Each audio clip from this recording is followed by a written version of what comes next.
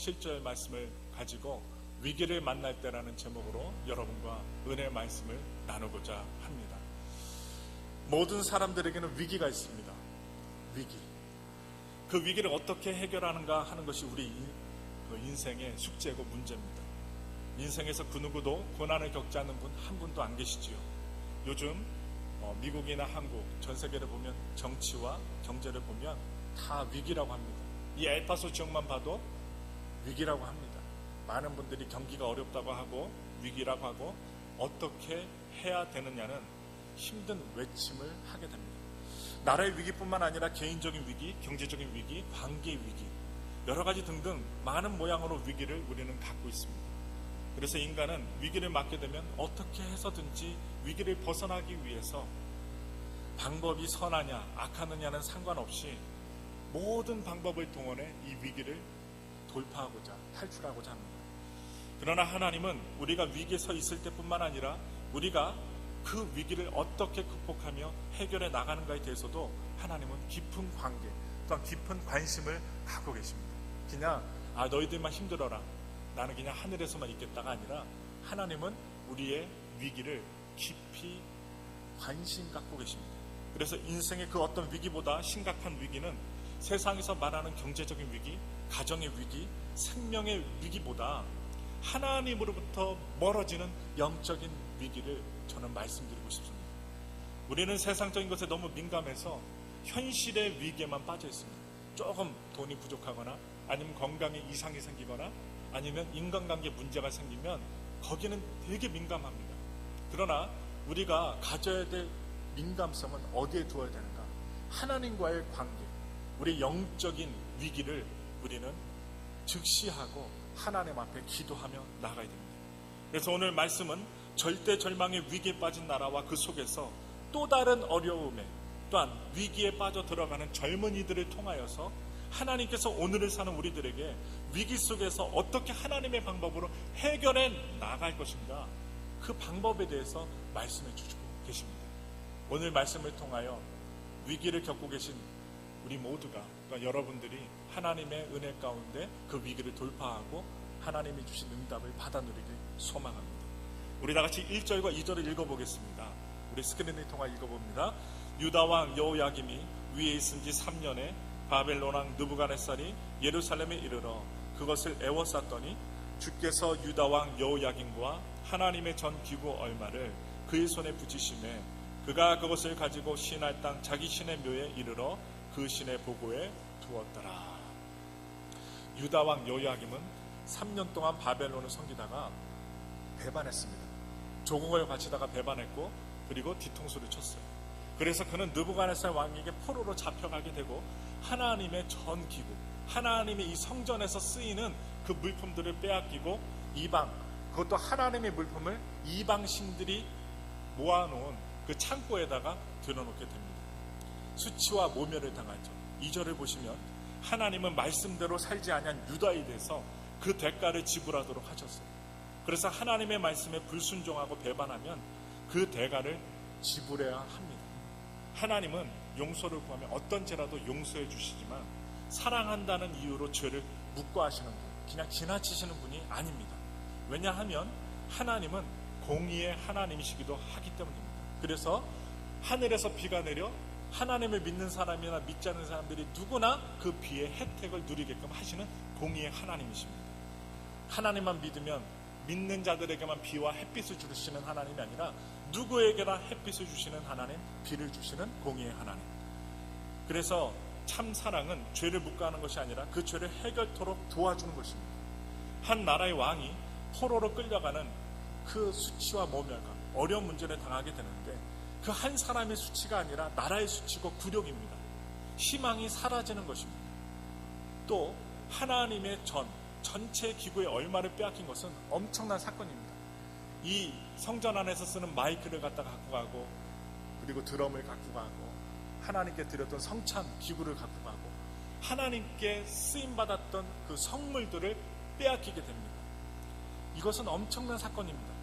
모든 기구는 하나님께서 명령하신 대로 만들었어요. 그래서 이스라엘 백성이 스스로 알아서 만든 것이 아니라 하나님께서 말씀하신 대로 만든 것입니다.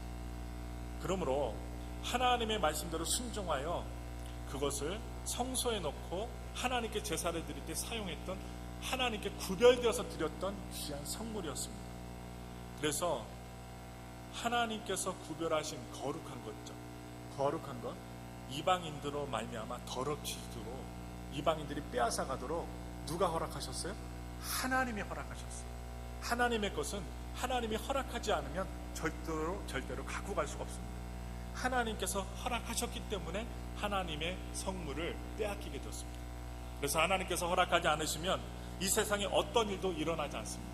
그래서 우리는요, 하나님의 것을 귀하게 여겨야 합니다. 그런데 왜 하나님께서는 택하신 백성과 그 나라와 그 왕을, 그리고 하나님의 전 기구를 이방인들에게 붙이신 것일까요? 왜 이방인들이 갖고 가게 하셨을까요? 나라가 힘들고 어려운 정도로 고통을 주고 다시금 돌아올 수 있도록만 하시지, 그 민족에게 굴욕과 수치와 또한 한 나라에 그리고 깊은 상처를 주셨을까요? 저는 오늘 여러분과 이 말씀을 통하여 은혜를 받기 원하는데, 왜 그런 깊은 상처, 아픔을 주게 하셨을까요? 그 이유는 있습니다. 모든 능력의 근원이 하나님이시라는 거예요. 하나님은 하나님이 떠난 그 어떤 것도 의미 있는 것이 없음을 알리고 싶으셨던 것입니다. 하나님이 중요합니다. 하나님의 말씀대로 순종하지 아니하는 것에 대한 어떤 것이 있다 하더라도, 위대하다고 보이는 것이 있다 하더라도 하나님께서는 하나님이 위대하시다는 것을 보여주시기 위해서 오늘의 이 사건을 여러분과 저에게 보여주고 계십니다. 그래서 성전이나 하나님의 전의 기구나 그 모든 것이 능력 있는 것이 아니라 하나님께 능력이 있다는 것입니다. 이 마이크, 이 강대상, 아니면 여러분과 제가 찬양할 때 사람이 중요한 게 아니고, 물건이 중요한 게 아니고, 하나님이 능력을 갖고 계시고 능력을 주신다는 거예요. 아직 왕이 있기 전에 이스라엘 백성들이 블레셋과의 싸움에서 패하고 이스라엘의 패전병들이 그 진으로 돌아왔을 때 장로들이 그 말을 했습니다. 중요한 사람들이 이야기를 해요. 주께서 오늘 우리가 블레셋 사람들에게 지도록 한 까닭이 무엇이겠는가? 실로에 가서 언약궤를 모셔다가 우리 한가운데 있게 하여 우리의 원수를 무찌르게 하자. 우리 백성들을 구원하게 하도록 하자. 그래서 그들은요, 언약궤에 하나님의 능력이 있다고 생각했습니다. 그래서 하나님의 언약궤를 메고 전쟁터로 나갔어요. 그런데 하나님과 함께 나가진 않았습니다. 언약궤에 뭐가 있어요? 아론의 쌍난 지팡이와 만나가 든 항아리가 있습니다. 그 하나님의 역사하신 유품들이 들어있는 이 네모난 상자가 하나님이 계시다고 여겼던 것입니다. 그런데 그건 물건에 불과했어요. 물건만 들고 나갔지, 언약궤만 들고 나갔지, 하나님과 함께 나가지 않았습니다. 하나님이 떠난 그 어떤 것도 능력이 없다는 사실을 그들은 몰랐습니다. 비록 그 전에 아무리 큰 능력과 그 위력을 발휘했던 언약궤라 할지라도 하나님이 떠난 언약궤라면 그 언약궤는 능력이 나타나지 않습니다. 아무리 언약궤 100개 1000개를 만들어 전쟁터에 나간다 할지라도 승리할 수 없다는 사실입니다. 사랑하는 우리 성도 여러분, 어떤 것에 하나님이 능력이 있다고 믿고 계십니까? 오늘 설교를 들으시면서 한번 생각해 보세요. 믿음이 좋아 보이는 사람, 많은 질병 가운데서 고침을 받게 하는 사람, 그래서 능력을 행하는 사람, 그리고 여러분들이 갖고 계시는 소중히 여기시는 성경책, 아니면 십자가, 우리가 항상 목걸이 할 때 십자가 목걸이 하시잖아요. 십자가, 아니면 금식기도, 강력한 하나님께 부르짖는 기도라고 생각하십니까? 물론 그런 것들을 통해서 하나님의 능력을 발휘할 수 있게 하십니다. 그러나 이것들 자체가 하나님의 능력이 아니라는 것입니다. 십자가가 하나님의 능력이 아니라는 거예요. 교회당 자체가 하나님의 능력이 아니라는 거예요. 하나님은 어떤 물건, 행동, 사람에게 제한을 받으시는 분이 아닙니다. 그래서 어떤 교회는요, 이 건물이 없어요. 주일날 아니면 수요일날, 금요일날 몇 날 몇 시에 어느 장소, 저 잔디밭이 벌어진 어느 장소에 모여서 우리가 예배 드립니다. 그러니 어떻게 해요? 친교 준비해 오세요. 주보 준비해 오세요. 악기를 연주할 분 오세요. 대표 기도할 분 오세요. 예배 드릴 분 오세요. 해갖고 시간을 정해서 건물 없이도 그냥 들판에서 예배 드리는 교회도 있습니다. 서로 연락만 해갖고 예배 드리는 거예요. 건물이 없이도 하나님께 예배 드릴 수 있다는 것을 다른 어떤 교회에서는 보여주고 있습니다. 저는 여러분들께 말씀을 드리면서 하나님의 능력은 우리가 갖고 있는 소유한 물질과 우리가 소유한 건물과 우리가 목에 거는 십자가 있지 않다는 것을 말씀을 드리면서 하나님의 능력을 몰라도 너무 모르는 무지요 그리고 착각을 하지 말기를 부탁을 드립니다. 그래서 우리의 기도가 능력이 되는데, 우리의 기도가 능력이 되는 것은 하나님이 함께 하시며 응답하시기 때문에 능력이 되는 것입니다. 그래서 주일날 수요 예배 아니면 집에서 아니면 아침에 일어나 새벽에 하나님께 기도하는데, 여러분 우리가 위기에 있을 때 하나님께 찬양하고 기도할 수 있는 것은 하나님을 믿기 때문입니다. 우리가 믿음이 있기 때문입니다. 그래서 하나님께서 우리의 기도를 들으시고 응답하신다는 약속을 하셨기 때문입니다. 아무리 멋지고 근사한 약속을 하여도 지키지 않는 약속은요 소용이 없어요. 아무리 약속을 많이 해도 지키지 않으면 소용이 없어요. 그러나 하나님께서는 지금까지 어떤 약속이 있었는지 우리와 약속하신 바를 지키셨다는 것이죠. 그렇다고 제가 오늘 지금 이 설교를 하면서 금식기도 아니면 작정기도 아니면 십자가를 목에 걸지 말라 이런 말이 아닙니다. 지금까지 어떤 약속이 있으든지 하나님은 지키셨는데, 하나님은 우리의 기도를 들으시고 응답하시기를 기뻐하시는 분이십니다. 열심히 기도하세요. 열심히 기도는 해야 됩니다. 열심히 예배 드리십시오. 그리고 하나님께 충성하십시오. 그러나 그렇게 했기 때문에 하나님은 당연히 반드시 응답하셔야 한다. 내가 하나님께 열심히 충성하니까, 내가 열심히 기도했으니까 하나님 내 기도 반드시 응답해 주옵소서, 응답돼야만 합니다 라고 생각하지 마시라는 거예요. 그렇게 기도해도 응답되지 않은 경우가 많습니다.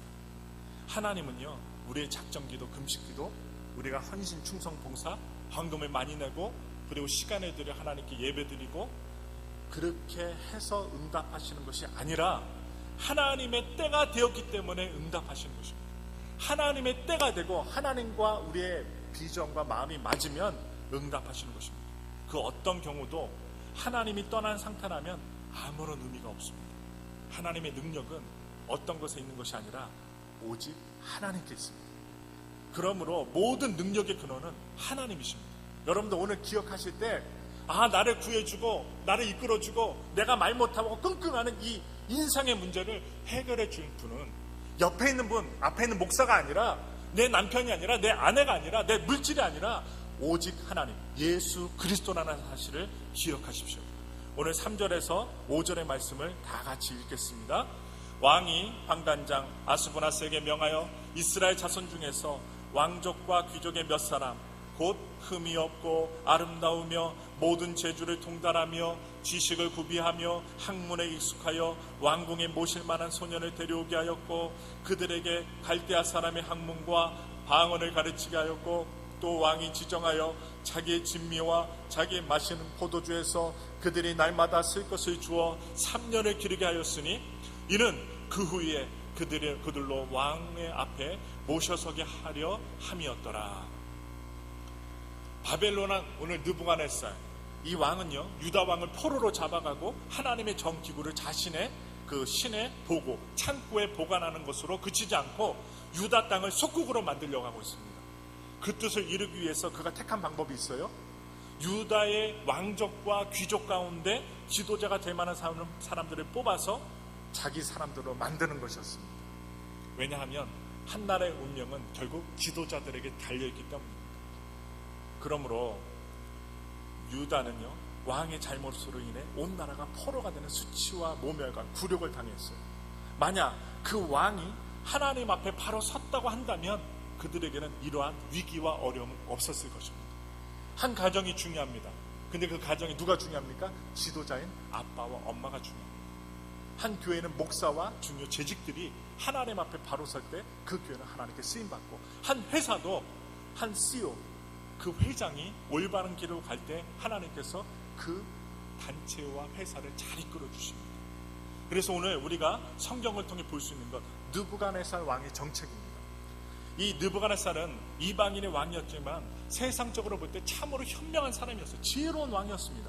그 왕이 그 세운 선택의 기준을 우리가 살펴보자면 그것은 흠이 없는 자, 아름다운 자, 모든 재주에 통달한 자, 지식이 구비되어서 학문에 익숙한 자들, 머리가 똑똑한 사람들, 흠잡을 데가 없는 기준을 이 느부갓네살 왕은 세웠어요. 그래서 이 느부갓네살 왕은 이 기준에 따라 뽑혀진 사람이라면 무한한 가능성과 잠재력이 있는 사람들을 뽑을 것이라고 생각했겠죠. 그래서 이 왕은 이들을 자신의 휘하에 두기 위해 뽑았습니다. 그리고 최고의 기준으로 선반하는 것으로 끝내지 아니하고 자기 사람들로 만들기 위해서 훈련하기 시작합니다. 그 훈련의 내용을 보니까 갈대아 사람의 학문을 배우게 했다는 것입니다. 어떤 교육을 받느냐가, 어떤 사람이 되느냐가 그 사람의 인생을 결정짓습니다. 어렸을 때요, 학교를 잘 들어가서, 학교도 중요하지만 누구를 만나야 돼요? 좋은 친구와 선생을 만나야 돼요. 친구들보다도 좋은 선생을 만나면 그 아이가 바뀌어진다는 거예요. 그리고 우리 일생에 있어서 좋은 선생도 있지만 영원한 우리의 스승 되시는 전능하신 하나님을 만나면 인생이 달라집니다. 그래서 어떤 교육을 받느냐가 어떤 사람이 되느냐를 결정짓게 되는데, 공산주의에서는요, 어린이들을 어릴 때부터 공산주의 교육을 시킵니다. 우리가 좀 이렇게 미국에서 싫어하는 무슬림, 저도 싫어하죠. 이 무슬림들, 이 무슬림 나라에 가보면 그들이 어렸을 때부터 무엇을 가르쳐요? 코란을 가르칩니다. 왜냐하면 그것을 통해서 무슬림을 만들기 위해서 코란을 어렸을 때부터 배우게 합니다. 그래서 느부갓네살 왕은 오늘 갈대아 학문을 가르쳐 유대인 젊은이들을 교육하고 훈련시켜서 갈대아 사람으로 만들기 위하여 훈련시킵니다. 그리고 두 번째로 이 느부갓네살 왕이 한 게 있어요. 말을 가르쳤다는 거예요. 말. 어떤 말? 이 느부갓네살 왕 나라의 말을 가르쳤어요. 말을 가르치는 것은 굉장히 중요합니다. 자기 사람으로 쓰려면 말을 가르쳐야 돼요. 말이 안 통하는데 무슨 소용이 있겠어요? 그리고 언어는요, 그 나라 사람임을 증명하는 것입니다. 우리가 미국에 살면 뭐 해야 돼요? 영어를 써야만 합니다. 한국에 가면 한국말을 써야만 합니다. 저 옆에 멕시코 가면 스페니쉬를 써야만 합니다. 누구든지 자기 나라 말을 하는 것은 지극히 당연한 것입니다. 그리고 사람은 자신이 사용하는 말에 따라 변하게 되어 있습니다. 이 미국에서 영어를 많이 쓰시면 얼굴 형태가 좀 달라져요. 이 구강 구조하고 얼굴의 형태가 조금씩은 달라요. 피부 색깔도 달라지더라고요. 그래서 여러분 한국에 가서 여행해 보십시오. 조금만 행동하면요, 한국 사람 같지 않아서 어디서 오셨어요? 막 물었습니다. 그러면 뭐라고 해요? 대부분 LA에서 왔어요. 딱 하잖아요. LA에서. LA에서 왔다고 합니다. 좀 이렇게 언어가 틀리고 발음이 좀 틀리면요. 저도 뭐 권사님들이나 많은 분들이 단어 얘기하면 많이 웃으셔갖고 하는데, 나중에 이제 한 2년 후에 한국 가면 영어는 쓰지 않겠지만 피부 색깔이 까마잡잡해갖고서 어느 나라에서 왔냐고 하면 멕시코에서 왔다고 우스갯소리로 할 것 같아요.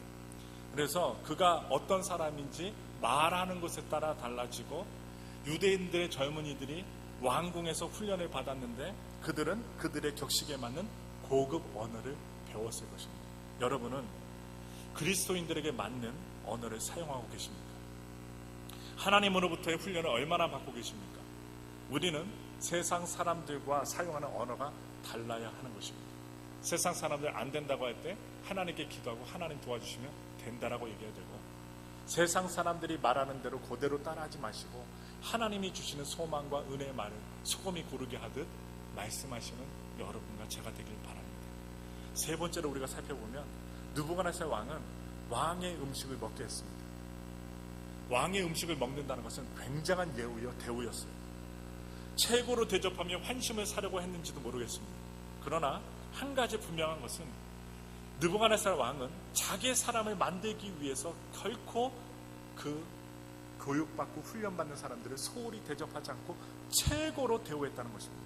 그리고 3년 동안 훈련시켰어요. 우리는요, 물질이 많이 들어가고 돈이 많이 들어가기 때문에 6개월, 1년이면 훈련 다 했다고 하는데 3년 동안 훈련시켰어요. 그 당시 3년이라는 기간은 훈련을 시키는데 걸리는 기간이라고 합니다. 그래서 젊은이들에게는 3년이라는 시간이 너무나도 길어요. 결코 짧지 않습니다. 3년이라는 기간을 통해 가능성 있는 사람을 구별해내기 시작합니다. 3년 동안 그 나라의 학문과 언어와 음식을 먹는다면 젊으면 젊을수록 그 나라 사람들로 동화되기 쉬울 것입니다. 그래서 느부갓네살 왕은 치밀하고도 지혜롭게 자기의 왕국을 견고히 세우기 위해서 훈련을 시키고 사람을 준비시킨 것입니다. 이 세상에서 자기 사람을 만들기 위해 선발하고 훈련하고 그리고 그들을 동화시키는 방법입니다. 누구보다도 뛰어난 사람을 뽑고 최고의 대우를 해주면서 자기의 사람이 되기를 권하는 것입니다. 그런데 우리가 오늘 설교를 들으면서 우리나라의 현실, 요즘의 현실만 봐도 대기업과 유능한 직종일수록 모두가 다 들어가길 희망합니다. 모두 다 뭐 되길 원해요? 공무원 되길 원해요. 그래서 수십만 명이 공무원 시험에, 그리고 수천 명 어떻게 해요? 대기업에 원서를 쓰고 시험을 보고 수천 명, 수만 명 가운데 몇 사람을 뽑게 되는 아주 그 좁은 문으로 사람들이 경쟁을 합니다. 좋은 직장에 들어가지 못하거나 위기에 서면 고난과 고통의 시간이 길어지면 신앙생활을 잘 못해서 그런다고 생각해 본 적이 없으세요? 우리가 좀 이렇게 추구하는데, 기도했는데, 열심히 살았는데, 내가 하나님께 예배 잘 드렸는데 대기업에 떨어졌어요. 공무원에 떨어졌어요. 그러면 우리가 꼭 생각하는 게 뭐냐? 내가 신앙생활을 좀 잘 못해서, 하나님의 마음을 기쁘게 드리지 못해서 이러한 고난에 당하지 않나, 이렇게 생각해 보신 일이 없느냐고 저는 묻는 것입니다. 그런데 그렇지 않다는 것입니다. 우리는 모든 경우에 직면할 수 있어요. 모두가 똑똑하면 어떻게 살아가요? 모두가 좋은 대학을 졸업하고 모두가 좋은 직장만 들어가면 다른 곳은 어떻게 살아요? 다 공무원 되면 여러분 미국에서 다 공무원 되고 군인 안 된다고 하면 이 나라 어떻게 지키고 세계를 어떻게 지킵니까? 경찰 없고요? 아니면 다 슈퍼마켓만 한다고 해보세요. 월마트만 한다고 해보세요. 안 된다는 것이죠. 그리스도인은 하나님이 허락하신 모든 곳에 있는 것입니다. 직업이 귀하고 천하냐가 아니고 어떤 학력과 배경과 능력이 있느냐가 아닙니다. 어디 있든지 무엇을 하든지 그곳에서 감사함과 기쁨을 가지고 하나님의 뜻을 이루어가는 자가 하나님의 자녀입니다. 만약 하나님께서요 세상과 같은 기준으로 우리를 선택해서 구원하기로 하셨다면 누가 선택받고 구원받을 수 있을까요? 10등 안에 드는 사람만 구원시켜줄게요. 그리고 어떻게 해요? 팔방미, 눈, 코, 입이 제대로 딱 들어가 있고 어떻게 해요? 화장 지워도 예쁜 얼굴만 다 구원시켜줄게요. 남자들은 어떻게 합니까? 등치 크고 키 180 이상 되는 사람들만 구원해줄게요. 그런 세상의 기준으로 구원하시기로 하셨다면 누가 선택받고 구원받을 수 있었을까요? 그래서 예수 그리스도를 인격적으로 만났을 때 어떤 고백하셨어요? 여러분 하나님을 만나고 인격적으로 주님 만났어요. 어떤 고백하셨어요? 한번 들어보세요. 그래, 나는 구원받을 만한 자였어. 예수님 역시 사람 볼 줄 알아. 아니면 주님 나 같은 절대 구원받을 수 없고 또한 더럽고 천한 이 죄인을 선택하시고 나 같은 사람을 구원하시기 위하여 당신의 아들 독생자 예수 그리스도를 보내셨을까? 주여 그 은혜를 어떻게 보답하며 감당하겠나이까 하면서 여러분들 고백하셨어요? 사랑하는 우리 성도 여러분, 살아계신 하나님은 우리를 택하셔서 가장 멋있고 쓸모있는 인간으로 회복시켜 주셨어요. 하나님이 우리를 선택하는 기준이 무엇인지 아십니까? 기준이 있어요. 세상과 다른 선택 기준이 있어요. 그것은 믿음입니다. 믿음. 몇 가지로 살펴서 나눠볼게요. 첫 번째는 흠이 있는 사람입니다. 왜냐하면 흠이 없는 사람은 하나도 없기 때문입니다. 의인은 없나니 하나도 없습니다. 우리는 온통 흠투성이에요. 만약 흠 없는 자가 있다면 그는 하나님이 필요 없는 자입니다. 그러나 세상에 흠이 없는 사람은 하나도 없습니다. 또 모든 사람을 선택해 주셨어요. 하나님은 아름답게 생긴 사람은 요구하지 않으셨고 하나님의 피조민의 사람이라면 누구든지 상관없이 선택해 주셨어요. 하나님은요 생긴 것에 따라 선택하시는 분이 아닙니다. 우리의 있는 모습 그대로를 선택하시고 사랑하십니다. 하나님은요 창조주 하나님으로서 창세기에 우리를 창조하실 때 여섯째 날 하나님께서 인간을 만드시고 보시기에 심히 좋았다. 어떻게 생기셨든지 보시기에 심히 좋았다고 말씀하셨어요. 그 하나님이 오늘도 동일하게 우리에게 말씀하십니다. 보시니 심히 좋았더라. 또한 하나님의 선택 기준이 무엇이냐? 하나님은 부족하고 연약한 사람을 선택하십니다. 저는 여기 위로를 많이 받습니다. 부족하고 연약한 사람들을 선택하시는 거예요. 재주가 많고 능력이 많은 사람은요 착각하며 사는 경우가 많습니다. 교만합니다. 그래서 교만하기 쉽고 남보다 우쭐대기 쉽습니다. 누구의 도움도 필요로 하지 않습니다. 그래서 결국은 하나님도 필요로 하지 않는 사람이 교만한 사람이죠. 그래서 하나님은 부족하고 연약하며 하나님의 도움이 필요한 사람을 선택해 주십니다. 그래서 우리는 연약해서 하나님의 도움이 반드시 필요한 사람들이에요. 그래서 하나님은 우리를 선택해 주신 것입니다. 왜냐? 연약하기 때문에. 그래서 제가 아까 말씀드렸죠. 가장 핵심적인 하나님의 선택 기준은 우리의 믿음입니다. 믿음이 없으면 아무것도 이룰 수 없어요.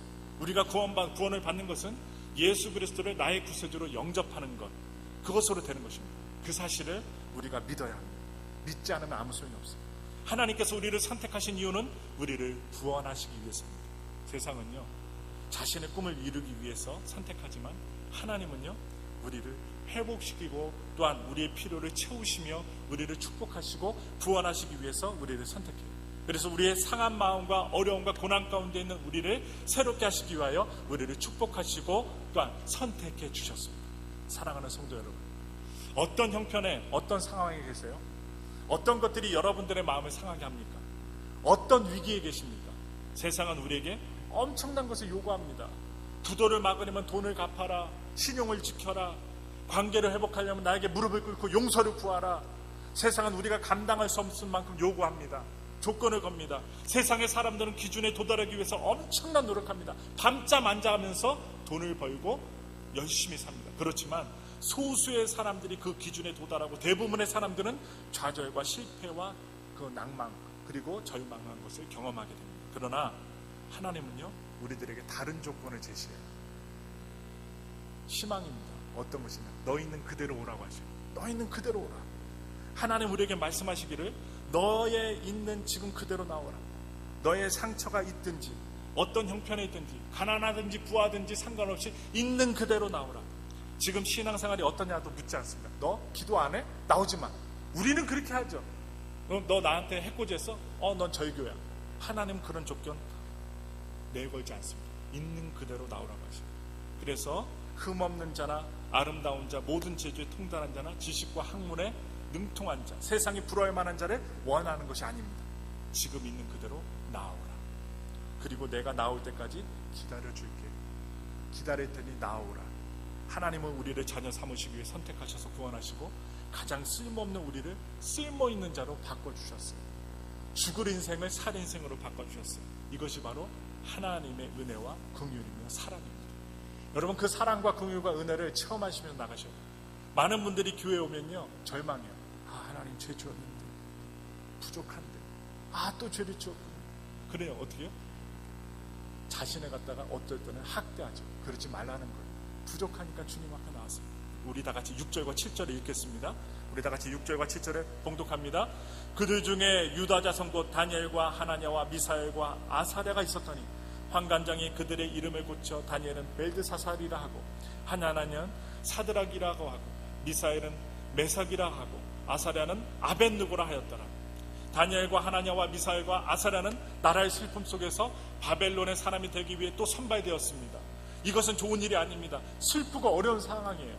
그들은 나라를 잃었을 뿐만 아니라 하나님을 잃은 영적인 위기에 처하게 돼요. 위기에 처했습니다. 환관장은요, 아스브나스 환관장은 다니엘과 하나냐와 미사엘과 아사랴의 이름을 바벨론식으로 고칩니다. 이게 뭡니까? 일제시대에 우리 한국 사람 이름을 창시 개명한 것과 똑같습니다.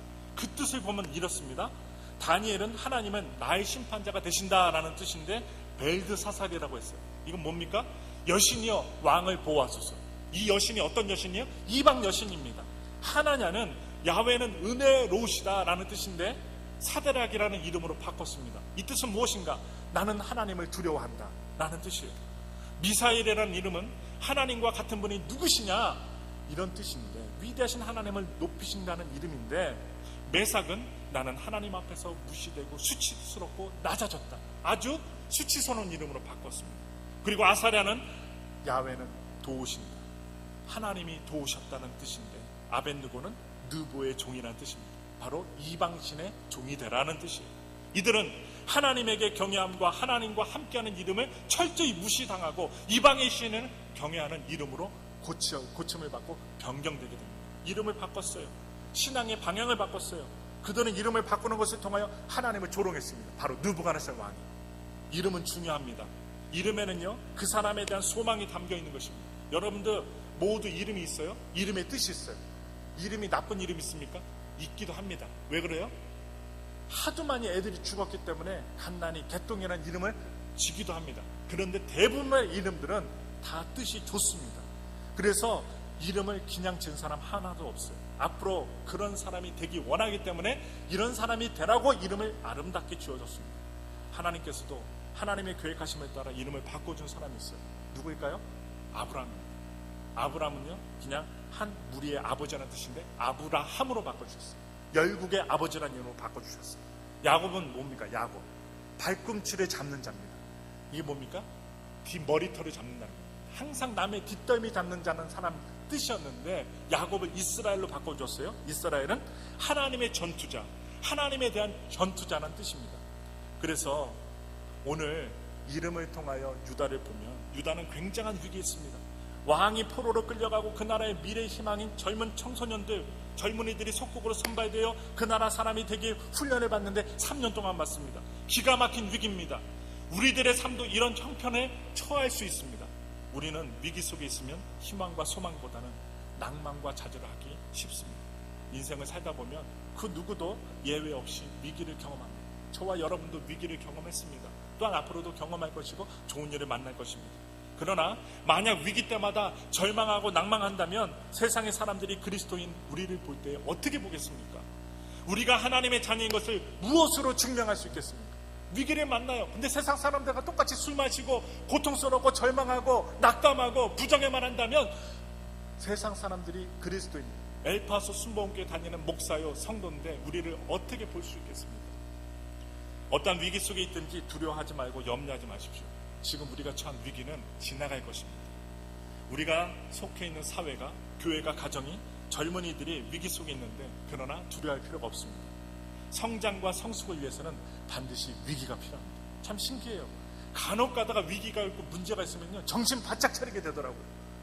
나태해졌다가도 하나님께 나와 기도하는 자리를 하나님께서 이끌어 주시더라고요. 참 신기해요. 내가 원하는 대로 다 될 때는요 기고만장하죠. 하나님을 의지하다고 하기도 하지만 말하고 고백하기도 하지만 때로는 교만하고 하나님 없이 살 때가 있다는 것이죠. 그래서 우리의 성숙과 발전을 위해서 위기를 주신다는 거예요.